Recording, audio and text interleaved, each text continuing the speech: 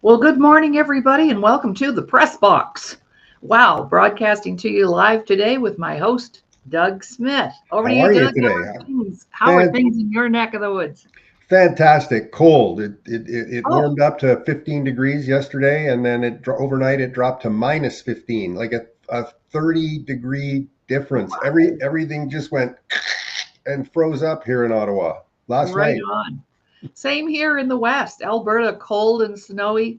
And today we're coming to you broadcasting live and streaming right now on YouTube Live, the Laurie Davis Show Host YouTube channel for today, and also streaming live on Self Worth the Missing Link Facebook page. And we are going to have so many places, Doug, right, where people are going to be able to stream the show. The show's streaming live right now in a couple of different places to get started. So I'd love to turn the mic over to Doug and just have him share a little bit about what it is that we're doing here on our show, The Press Box, every Thursday morning, and our mother channel, the Disability Channel. Check them out on Facebook. And welcome to the show. Over to you, Doug. Hey, from Ottawa, Ontario, Canada, we're talking about recovery and high performance. And we've broken this down into a very simple model that recovery and performance are the same thing. And no matter who you are, you want to recover if you're injured, and you want to perform better. And Right. so we're talking about the relationship between those two things. So that includes veterans, professional athletes, corporate leaders. It doesn't matter where you're at in your life. You always want to improve your performance. So that's what we're going to help you do on this show. And we're going to make it simple, make it easy, make it things that you can do. It doesn't cost a lot. In fact, it doesn't cost anything. Well, yeah, be careful of that because, some people might want to spend money. And we'll talk about that, as I know. We have a very special guest today, Doug, because today we're going to dedicate the show to veterans because there's a big connection between the Disability Channel, an organization that you're associated with, Veterans House, and our guest today, Al Cameron, who's the executive director of Veterans Voices of Canada. So today we're just kind of focusing and dedicating our show to all of our veterans out there.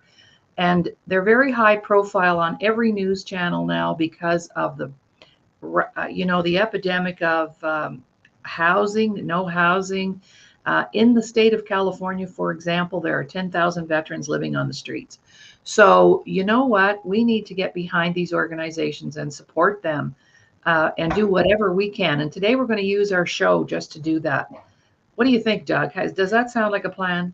I think it's a fantastic idea. The energy, the enthusiasm, the focus, the drive, it's all there when you're trained to be a military operative. It's sort of like hockey, right? And so you've got all the tools. It's just a matter of getting your bearings and having the right supporters around you, just like they're doing for National Hockey League players today.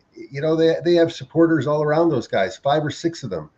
And why shouldn't somebody who's trying to perform better after the military and trying to get through change have the same opportunity? And so that's really what we're providing. We're providing that opportunity and a place for veterans to go.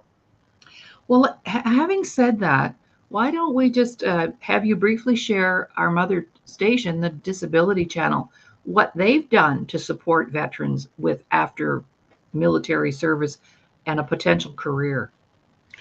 Well, right now, I decided to align with Veterans House, veteranshouse.ca, and veteranshouse.ca has aligned with the Disability Channel, which we're going to be broadcasting through, and we're working very closely with, and that environment is related to the Invictus Games. So we're really building towards the Invictus Games. What veteranshouse.ca does is it helps veterans get their business affairs in order, helps them get their business plan together, make sure that there's chances of success go through the roof. Like, we're working with dozens and dozens of organizations that are driven by veterans. And you know what happens when you get into that ecosystem? Other veteran companies that are doing maybe better want to step in and help a company that is just getting started.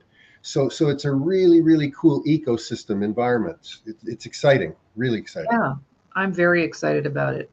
I was just sharing with Doug. when Al gets on, this is a project that he does. It's called the Flags of Remembrance.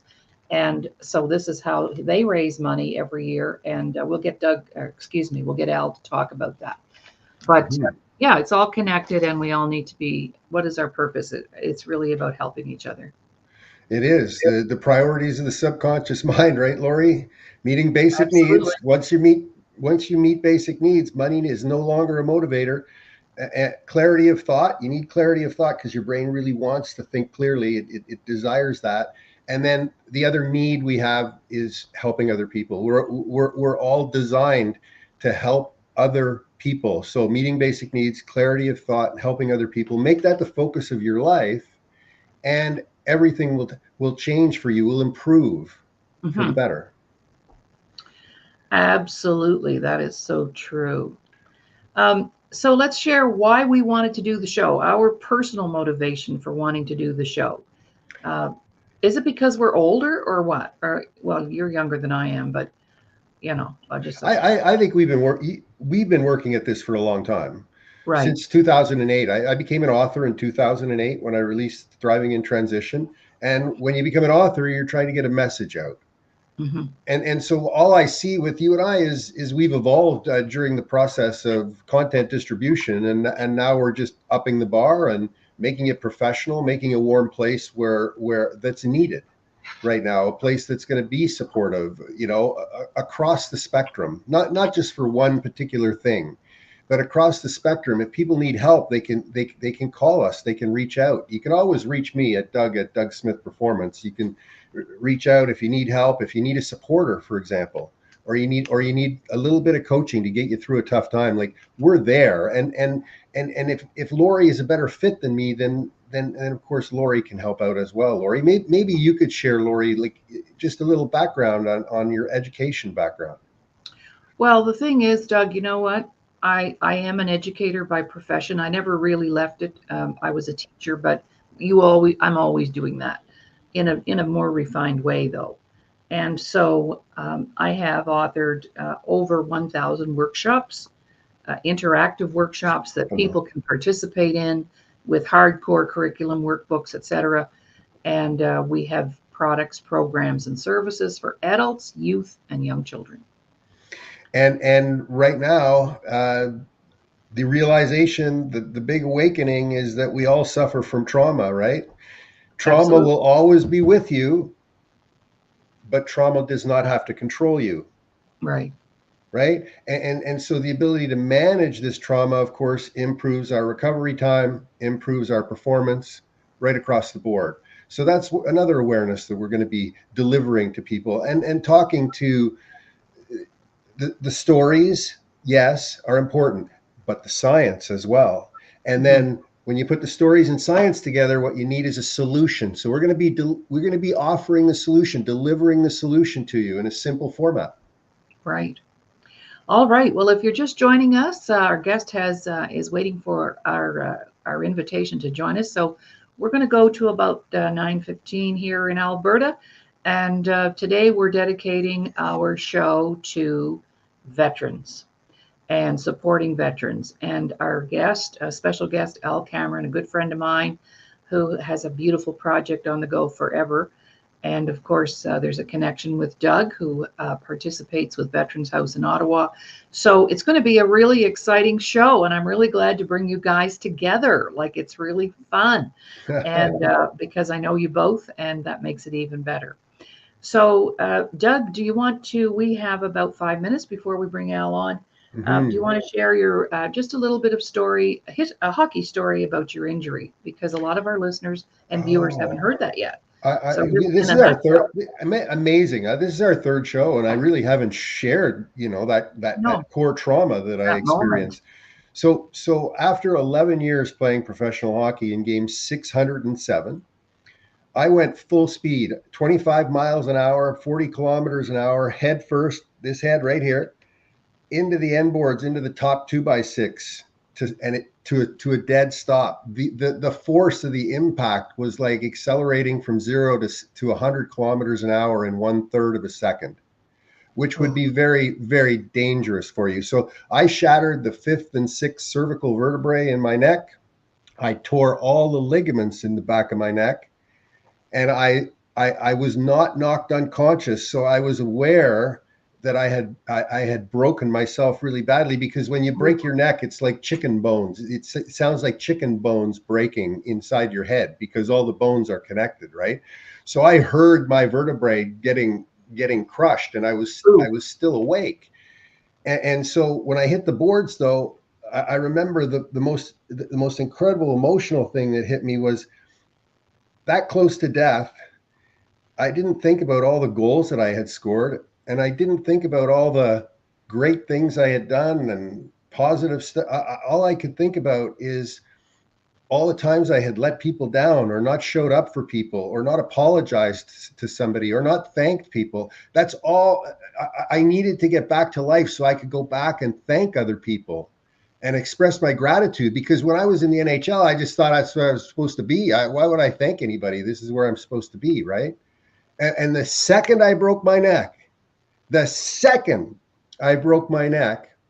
I saw the world in a completely different way. I went from trying to be the best in the world, and I realized it was about trying to be the best for the world. If you go after trying to be the best in the world, I promise you're going to run into walls that will prevent you from finding happiness. But if you try to be the best for the world, everything will open up for you. And so that's what I experienced on the ice. I went through 3 surgeries. I was paralyzed from the chest down. I lived in the Ottawa Rehab Center. I had no bladder, no bowels, no arms, no legs. And it was a 13-year journey for me to get back on the ice again. So I'm going to tell more of that story about getting back on the ice with the Ottawa Senators alumni. But that's been my journey. I've had several catastrophic physical traumas in my life, and I'll share my motorcycle accident with you on another show. And I've always used the same model to recover, get better.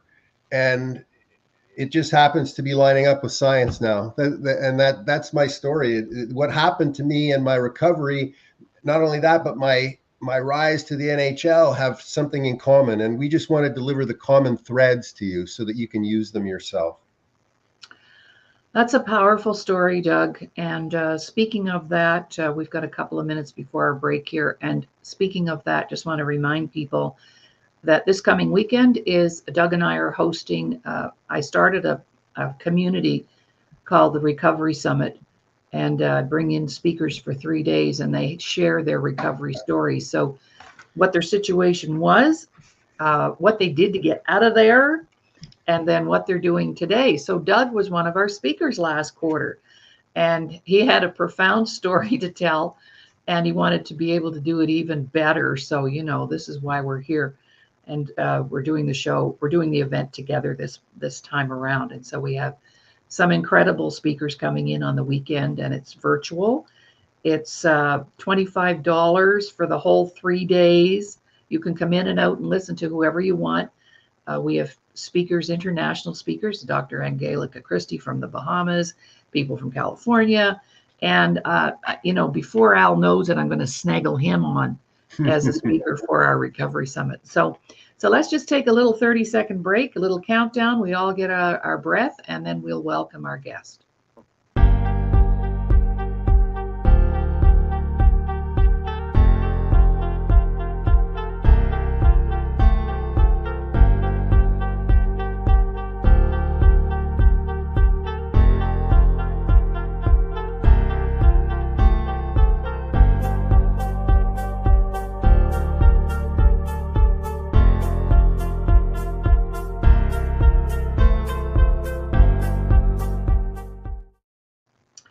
Welcome back, everyone. And did you see that 30-second break? That's an opportunity there, which we'll talk about later. We could have that filled with little flashes and little ads and all that. So we're going to work on that. Welcome back to the show. And oh my gosh, Doug, I want you to meet a good friend of mine, Al Cameron. And Al, I want you to meet Doug Smith. And the next 30 minutes belong to Al. We have questions for you, Al, but welcome to the show.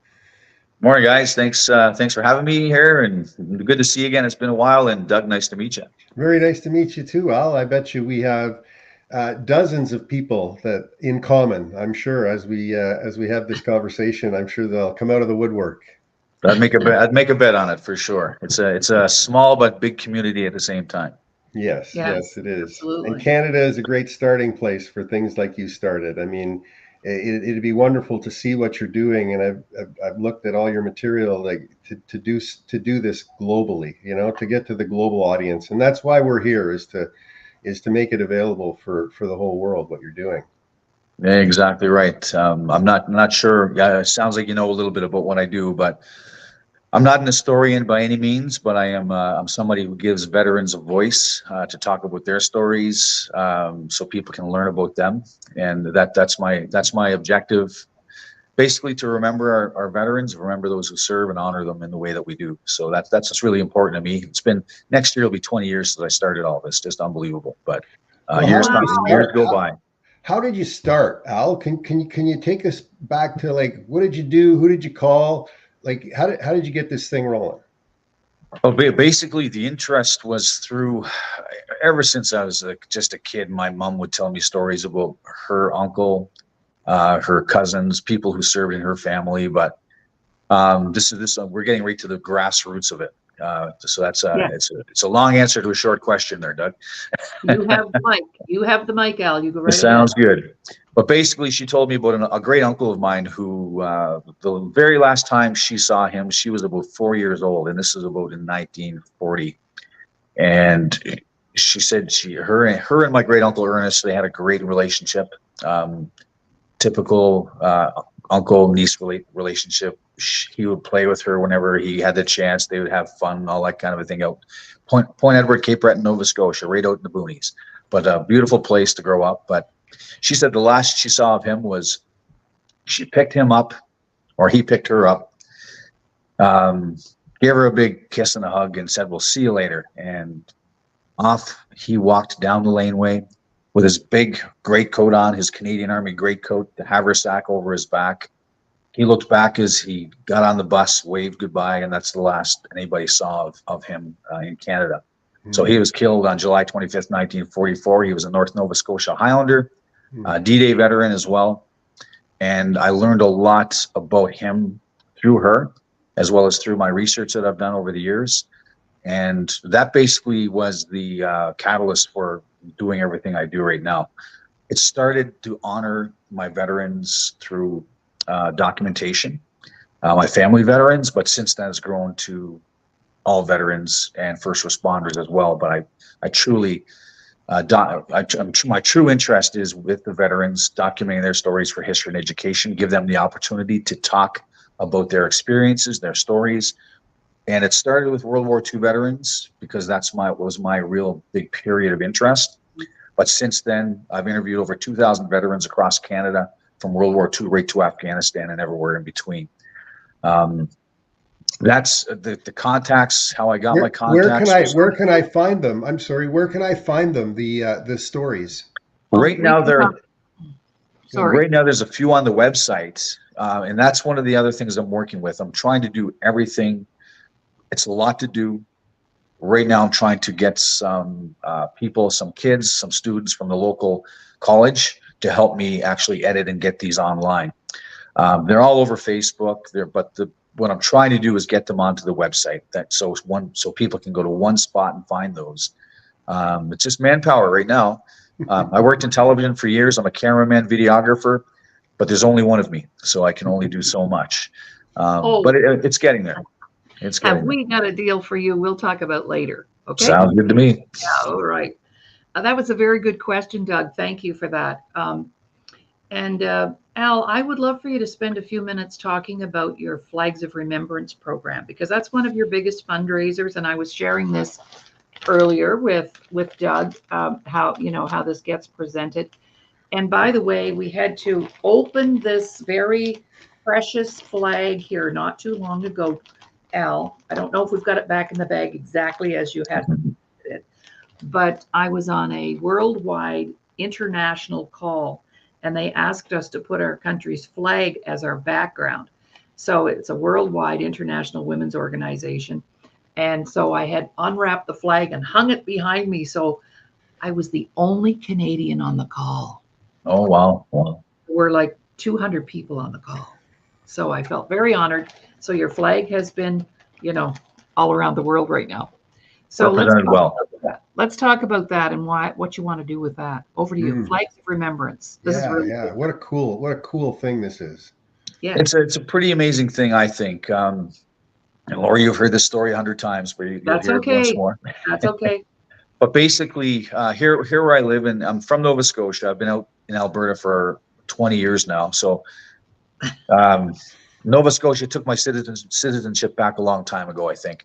But Alberta's a great place. It's opened a lot of opportunity for me. And basically, I live in Sylvan Lake. Red Deer is approximately 20 kilometers away. So I would be traveling this highway pretty much daily, 2 or 3 times. And I'm big on remembrance and honoring. So I'm always trying to come up with an idea that can get people thinking about remembrance, not just one day of the year, not just 1 week of the year, not just 1 month of the year, but 12 months of the year is what I try to do. So what I did was I see these wide open fields along the highways. And I thought, what better way for people to be reminded and to remember than to have Canadian flags running along this highway. So I thought again, what's the best way to do this, and what's the reasoning behind it?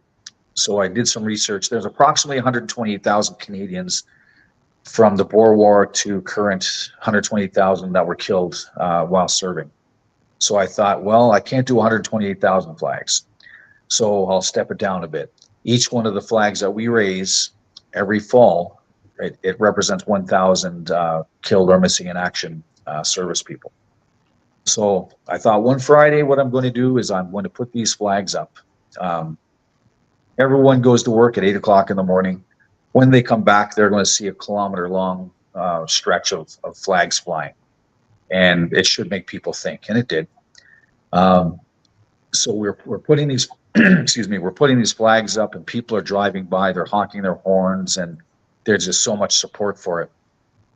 But really, I think what really pumped this up and really put a lot of spotlight on it was the fact that, now you've got to remember, I was thinking about this months ahead of that before it actually happened. It takes a little bit of organizing to make this happen. Mm-hmm.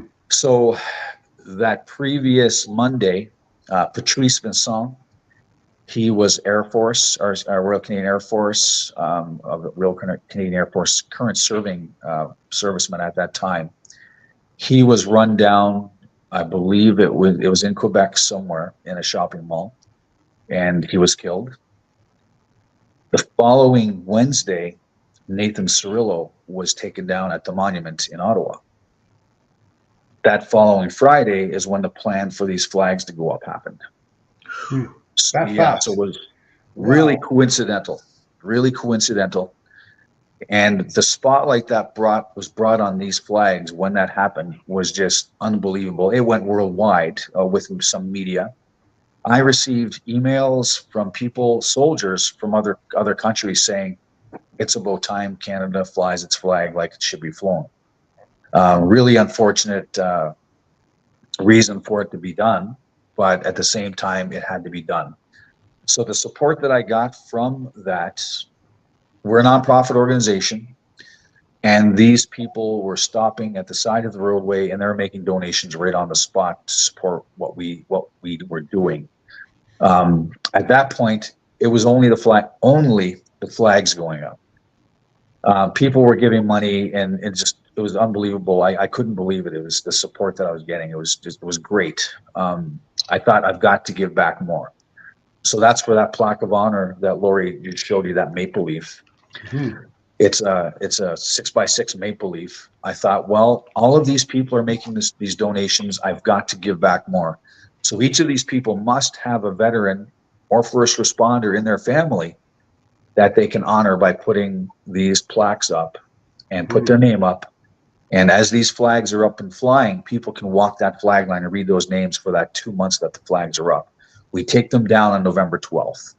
Okay. But in the meantime, people are walking this flag line, reading those names, probably people that others would not have ever had the chance to read their name and honor them for that 20 or 30 seconds when they're walking by.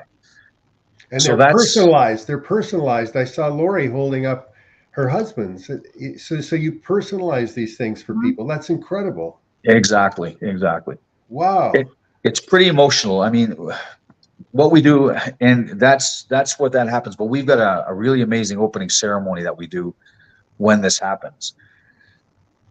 I'm getting goosebumps just talking about it and thinking about it. Think about doing it at the Invictus Games. Let's talk about that later. I would love to. Now, what we do is right at 12 noon, we have VIP speakers come in and talk and speak. I speak about what the importance of remembering is, what Flags of Remembrance is. We've got a few veteran speakers, as well as some VIPs, other VIPs that come along. But right at 12 noon, and the last time I had this pre-COVID, we had upwards of 1,000 people attend this event. It was pretty amazing. It was pretty amazing. I throw out the offer for two veterans, young or old, who can ride a horse. I mean, we're in Alberta. We're talking the West now, right? Well, that works for the Canadian government too, because they don't have enough money to buy anything but horses. Right. I'll just go right by that one. Yeah. But yes, I understand. And what we do is right at 12 o'clock noon, we've got a pipe and drum band that play Amazing Grace, two veterans on horseback carrying flags. Amazing. It's beautiful. One person on every one of those 128 flagpoles that are sitting there. Their flags are I call it furled and not quite flying yet. But as the horses walk and the veterans walk past each flag, the flags are loosed. So if you look down the line, you'll see 128 flags opening up individually, flying in the wind. We read those who are honored on those plaques out loud to the people who are there. And it's just an amazing, amazing, tear-wrenching event. It's pretty amazing. Congratulations, man. That's incredible to get it to this point. Where can you take it now? Like it's become so big. What are your plans for the future here? Well, I'd love to see it right across Canada, in communities across Canada. Can a city, if I'm a government, or if I'm a politician and I'm watching this, I can reach out to you, right, and say, hey, our city wants this. Our city needs this, right? So, yeah, needs this. That's so they can reach out to you. Where should they reach you? Through the website, Al? Yes. Yeah, they can just go to the website. My contact info is there. The email's there, and they can go from there. Yeah, and it's a pretty amazing thing. I've worked with a few legions already, and to bring it to their communities. Right now, this year, it's gone up and down. It's a lot of work to pull one of these off, and one of the major barriers we've run into is volunteers to help make it happen in each one of those communities. And we all know the volunteer story. There's some amazing people out there who volunteer, but typically in each organization, there's 10, 15 who are there always to do it. And it takes more people than that to pull this off. What city, what three cities is it running in? Well, right now I'm in obviously Sylvan Lake is where I'm at. This is where it starts. This started. This is where it'll always be. Sylvan Lake, Dunnville, Ontario. Trying to get it back into Windsor, Ontario again. Okay. And it's funny you mentioned politicians coming forward and whatnot, but I was this close when COVID happened. We were getting ready. If you're familiar with Halifax at all, you've got the Citadel. Yes. And I was working with Parks Canada there to circle the Citadel with these flags. And anybody who knows Halifax, what's the big point in Halifax? And where you see from every point in Halifax is the Citadel. So you would see those flags flying. People coming into the harbor would see those flags flying. So unfortunately, COVID kind of put a damper on that for this year. I'm hoping in the future to be able to do that. Yeah. Sorry, guys, I need to interrupt. We're going to take a little break. Give you a little chance to get your breath there, Al. Sounds good.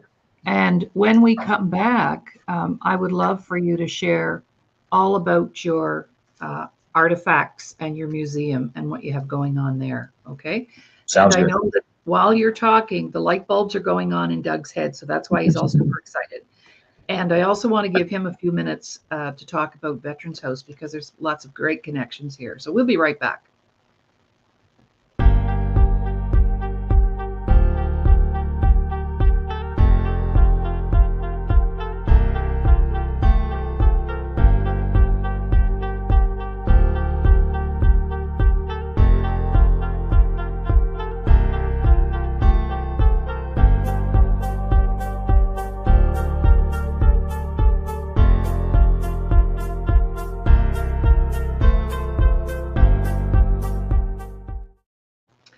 Welcome back, everyone. And while our 30-second break is playing, I just want you to imagine if we were to have a clip of your product, your program, your services running during our break time. Not just those 30 seconds, but that gives you an idea of how much information we could put out there on your behalf. So if that's something that you're interested in doing, you can get in touch with me and I'll put my contact info on the banner before we go. So today we're dedicating our show to veterans. If you're just joining us, my host, Doug Smith, and our special guest, Al Cameron, Executive Director of Veterans Voices of Canada. And I wanted to ask Al, but I think I'm going to wait. I'm going to give Al a little break. And Doug, if you would just jump in and just give us a little brief synopsis of Veterans House, with whom you're associated, and who is also connected to our mother channel, the Disability Channel. That's the channel that we're working with, the network. So over to you, Doug. Yeah, of course. So two things. Based on what you were talking about, they just built a brand new Legion out in Vancouver, right? So, that might be a good place for you to reach out to. Like, they might want to join your mission in Vancouver. It would be very meaningful. So Veterans House, Doug. Yeah. If you just go to veteranshouse.ca is where to find us. And what we do is when you leave the military, you got so much time left in your life and everybody wants to start a business, but nobody has any business background. And so what we do is we put a halo around the veterans and give them all the tools that they need and force them through the process of organizing things structurally, and then the leadership, and then the strategy before you put a whole bunch of people into it. So we get them organized so that, they're impenetrable from a structure standpoint and from a leadership standpoint, so that things don't fade away. Because so Veterans House helps these veterans get going, and then it helps them relate to other veteran organizations. And we're actually doing quite a bit of stuff across border. So with the transition units down in the United States as well. And their problem, as you know, Al, is so much bigger than our problem right now. So maybe you could speak to that. Are you doing anything down in the US right now, or are you working with anybody there? No, but basically I have touched base with a few veterans, Afghanistan veterans, with Flags of Remembrance actually, and a couple have actually made some really good support, gave me some really cool support. They're based out of the U.S., but they've got companies up here in the Canada. But not as much as I'd like to do. I mean, we're Canadian, Veterans Voice of Canada, trying to keep as much here in Canada as possible as far as honoring our guys. But I feel we especially need to do it in Canada more. The Americans, it seems like, as far as concerning what I do, it seems like the Americans, they do a great job of it down there in that way, remembering and honoring that way, in the way that I'm trying to do here in Canada. So I'm trying to pump it up and trying to make it a little better here in Canada in my way. And one of the things that you had mentioned earlier is, how did you put it? Not trying to be the best in the world, but best for the world. There you go. I love that. You got it, man. And I feel that I'm kind of guilty of that. So I've stepped back and taken another look, and okay, I've got to do what I do, refocus, because a lot of the problems sometimes we have, or one of the problems sometimes we have, is we start to go this way, and we have to maintain the focus of why we started what we started initially and keep that focus. Yes, so, pick a lane. Yes, exactly right. You have to go wide at the beginning. That's okay, but then you have to be aware. You have to be aware enough to bring it back in so you can really drive it, right? I know what I'm good at. and I know what others are good at, and that's what we have to realize. Yeah, Well, and just you're at a saying. stage. It's great. It's great insight, man. Great insight. I'd like to say it's a guy thing, but I've done the same thing. So let's go to Al. Al, let's talk about your artifacts and the kinds of stuff, because Doug has some artifacts too, which he'll share at the end. But over to you, Al. Very cool. And before I go to that, I just want to say, Doug, thank you for what you're doing and what you're a part of there. That's so important as far as the business aspect of it goes. And I wish I had something like that for me to jump on when I first started all of this, because it turns into a tangled mess sometimes. Come in now. It doesn't come in and I'll introduce you. Like Stefan Beardwood is running the show. He's the executive director. He's a medic and jumped out of planes, right? So, of course, we'll all be connected eventually, Doug. Yeah, you'll love them, and we'll make sure that if there's anything that you fit with inside of our network, we'll introduce it to you. Sure thing. Yeah. And one quick little interjection: those guys jumped out of airplanes. I was pushed out of an airplane 6 times, so it's a little different there. Wow. Now, all right, over to you, Al. We're having too much fun here, Laurie. I know, but that's me, right? I mean, Doug doesn't realize it, but right now he's being bookended by 2 blue nosers. Okay, that's right. So we're the ones in charge today. So, hey, I lived on the Myra in Cape Breton when I was with the Oilers. I went down to train for a little bit, so I got some of that in my heart too. Nice. I've lived on the East Coast. Right on. Good stuff. Beautiful part of the world for sure. Oh yeah. So something else I wanted to do all my life was I've been a collector for years as well. So I've in different degrees, but since I started doing Veterans Voice of Canada, I had family members of veterans who I interviewed, or veterans that I interviewed, saying, we know you're a collector. How would you like to have this, or how would you like to have that? And it's not why I do interviews. I don't go to do interviews with veterans to get things, but a lot of them have come forward. It's like, we don't know where this is going to go. We want it to go to a special place. Would you be the caretaker of this? And I would be honored to do that. So over the years, I've amassed quite a amount of collectibles, artifacts, and not just collectibles and artifacts, but artifacts, pieces with stories. And to me, that's the most important thing. I know collectors all around the world. They've got items. There's no true story behind it. There's a lot of true stories that they have, but for the majority of it, they're artifacts without a story. What do you have? The majority. What do you have in the barn? Oh, I can't tell you. You have to come down and see. You have to come see. You have to come see. Don't interrupt. Over you. Well, I'll tell you. Probably one of the things that came in recently was it's 3 generations of medals of a family. So there was the granddad. Yeah, he was. Oh, I'm forgetting the battalion he was with, but he was World War I veteran. Then there's the next generation from him. I believe he was the nephew of the World War I veteran. Dieppe veteran, he was killed in action. So those medals came along. The Mother's Cross with that, the cross or the medal that was given to the mother from the government of France for having a child who was killed in Dieppe was with it. And then there was this is the Elliott family. And George Elliott, who was the father of the veteran who handed these over to me, he was a PPCLI veteran, and he was a veteran of Capyon. So that 3 generational medals, they did not know where their family medals were going to go. The son, who still has his medals, he's not ready to hand them over yet, which is fine. He had said that he's the last of their family, and no other family members were interested in this, and they were very afraid of where it could end up. So they wanted to put it in a place where it was safe.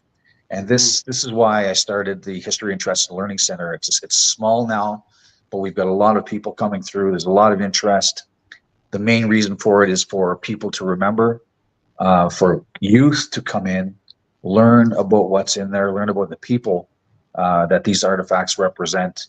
And it's been a pretty interesting, amazing trip. The youth that are out there who are wanting to drink up knowledge about our history, our military history in particular, and what our veterans, past and present, present have done and are doing, it's amazing. And it's not offered to them in the schooling system right now, unfortunately.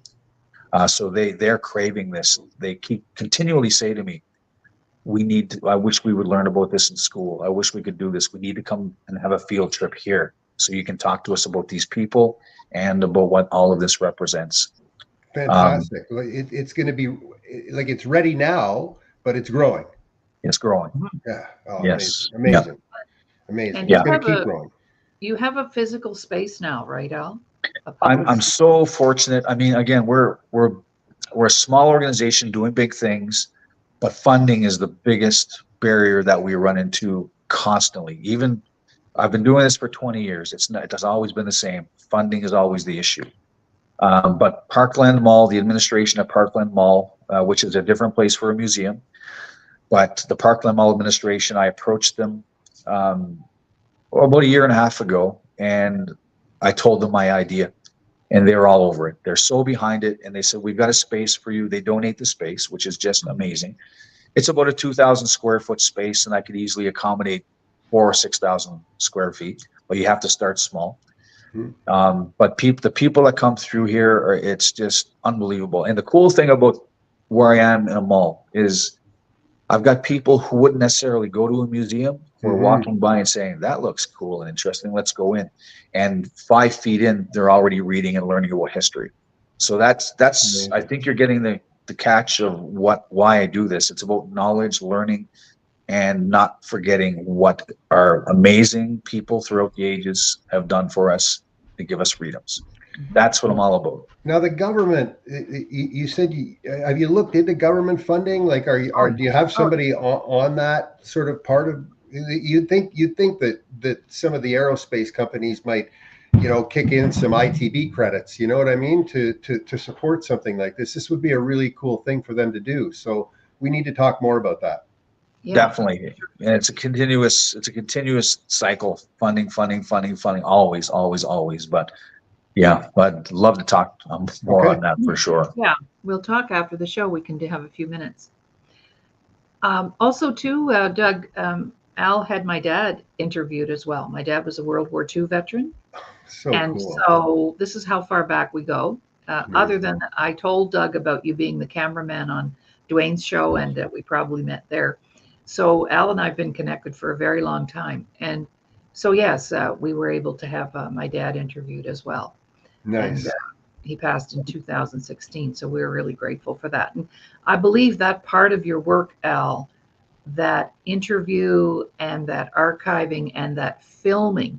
For example, we do have audio archives of veterans from the federal government and so on. You can access those, but Al actually videoed them. And so one of the things that really made an impact for me was when Al, could you please share the personal side of doing those interviews and how that impacted the veterans when they got to tell their story, how it impacted their healing, the trauma. Yeah, and I know exactly. There's one fine example that I use all the time, but there's pretty much right across the board. I know people after they leave the interview process and when we talk, they go away feeling lighter and feeling better that they gave their story. But one guy in particular, Victor Shea, he was a North Nova Scotia Highlander who fought alongside my uncle throughout the war. He was tough as nails kind of a guy. I mean, when I first met him and shook his hand was twice the size of mine. It was like shaking a sledgehammer. It was just unbelievable. Even at 95 years old, he was intimidating.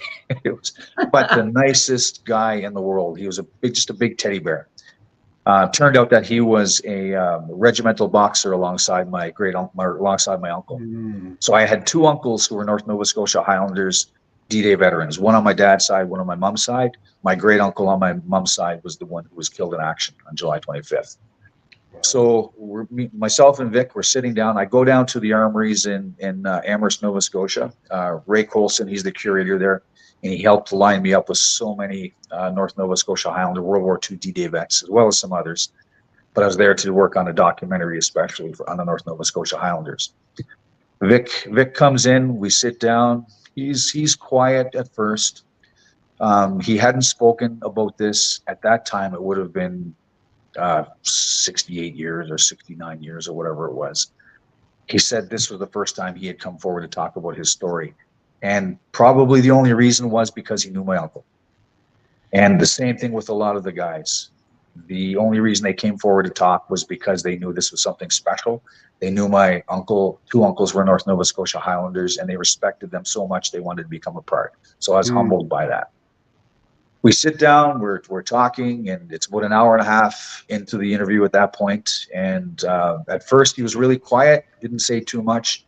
But one of the things about my interviews is I've been told I ease the guys, and I've got a good way of doing what I do, which is again, it's a compliment.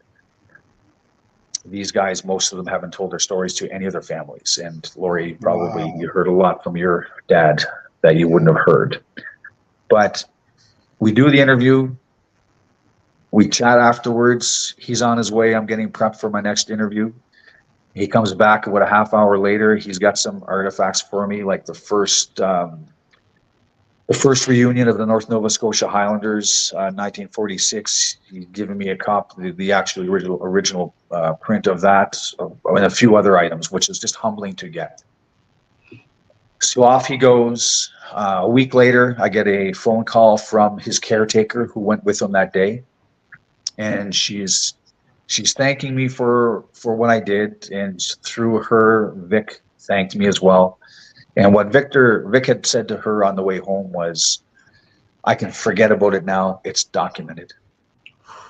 Yeah, wow. Just I get goosebumps if they say this, right? Oh, yeah. People want to get it out, right? That's the moral of the story. They gotta get it out, and once they get it out, it just feels so much better for them. That's fantastic that you're able to pull that out. And that was just amazing, and it was. If that's the least my organization does, I'm more than happy, you know. But about a year later, I get another phone call from his granddaughter, and I get emotional when I talk about this because it really hits me there. But she said, "You know what? We thank you as a family. We thank you for what you've done, because we always knew that Granddad was a big teddy bear. We always knew he had a soft side, but he had a hard shell we couldn't break through." And she said, ever since that interview, that shell is gone, and we've got our Granddad. So that's hit me right here, right now. Yeah. Great story, man. Absolutely. Great story. And Al, you spoke about my dad, and my dad never spoke about the war to us as children growing up. I actually did a show last year, Children of Veterans. So I had a group of women pretty much my age whose dads had been overseas, and how that impacted our upbringing, and how, you know, my dad chose alcohol so he wouldn't have to talk about it. You know, and everybody chooses their poison, right? But he had his first flashback when he was 75. And that was, he was visiting my sister and her husband. My folks were there for the weekend. And my sister got up in the middle of the night to go to the washroom, and my dad was sitting on the couch crying. That's the first time we had ever seen him like that. And he was 75. Wow. So we have, you know, we could sit here and talk for hours. So Al, we have to have you back because our time is getting to a close. And please stick with Doug and I to the end of the show. I know I told you you'd only have to talk for half an hour, but you're more than welcome to stay with us here for a few more minutes as we close off. So Doug, anything you'd like to share with Al concerning his information in our interview today? Well, let's just synchronize. That's really what we do. Yeah, as an example, okay, the NHL has hockey players now. They all have about 5 or 6 supporters around them. You know, I never had that when I turned pro in the NHL at 18. But now Connor McDavid's got a professional cook, a financial guy, all this stuff. And so what it is it's designed so that there's another set of eyes to look at situations in a professional manner, right? And I'd like you to consider us those other eyes for you. You get my eyes, you get Laurie's eyes, and we could just be supporters for what you're doing, and then we can plug the networks in and find out who in the networks really wants to go in the direction that you're going, right? So getting that clarified, so that we understand it. I know you understand it completely, and then lining you up so that we can keep this ball rolling. That works for me. I'm definitely behind that and want to be a part. Yeah.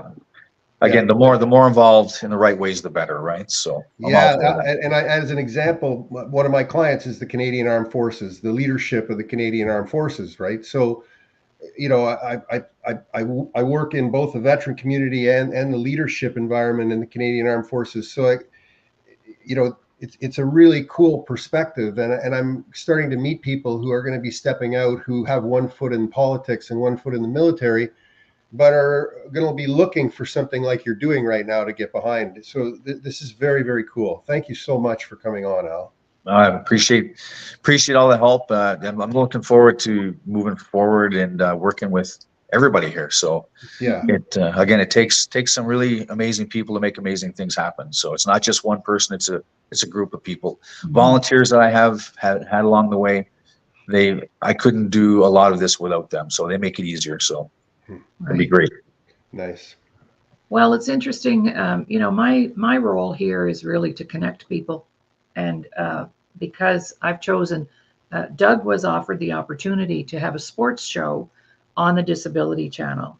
So he said to me, "How about would you be interested in co-hosting with me on my sports show?"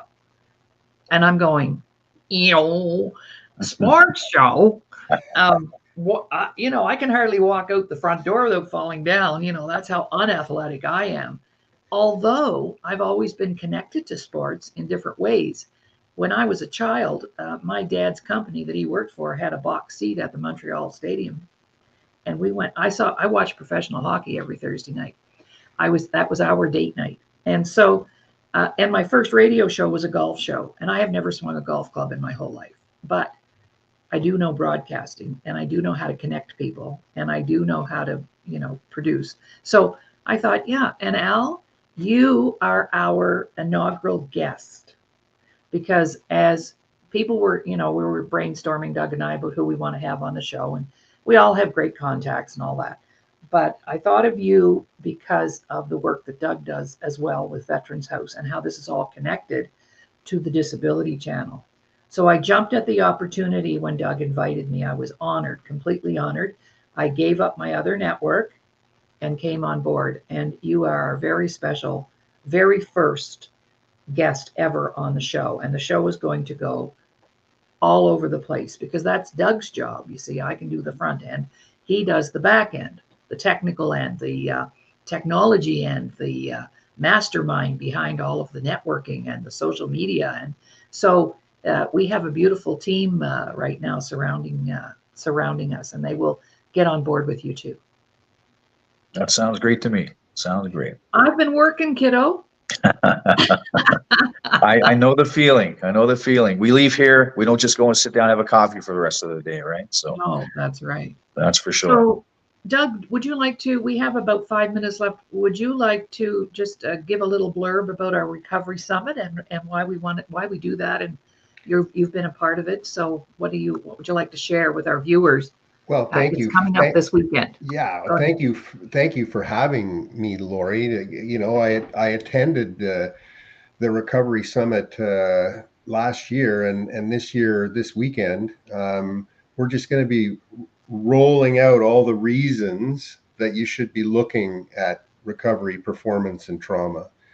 There'll be stories from people like yourself, Al, who have grabbed onto that supporter coach role and utilized it and then become successful. So those are the people that are going to be talking to us this weekend. And I'm the beneficiary of getting to listen to these stories. That's part of it, right? Is when you hear these stories and you get around these stories, you become what you're around. We don't have the faculty to prevent ourselves from becoming what we're around. So the environment we choose to put ourselves in will dictate what we become. And so being in this environment and working with people like you, Al, that's number one for me. It makes me healthy, makes me strong. Mm-hmm. Right on. So our recovery summit, the way that we run it runs Friday, half day Saturday, and all day Sunday. Mm-hmm. And people can come in at their leisure. Maybe there's a particular speaker you want to hear, a particular story you want to hear, or you might want to come for all 3 days. And we sell seats for $25, and our speakers all sell seats, and then they get to keep that money. So that's how I get to pay my speakers, which I think was kind of a brilliant plan. And then that gets us into their networks, of course, and they bring people. And so this time we have a mixture of men and women, and I took some of my former speakers. I'm planning to run it once a quarter, so this is our second one. The next one will be the first weekend in June. And it's just really a fun time, and every speaker gives a gift, so we draw for gifts after every speaker. And it's just a really wonderful place for people to come and share the situation that they were in, how they got out of it. Because one of the things that I do, and you know my work in the world, Al, very well, is that it gives a lot of encouragement to others to know that if we did it, they can do it. Mm-hmm. If we recovered from something, they can recover from something. And then the last 15 minutes is an opportunity to promote what you're doing now, put the feelers out, and all of that.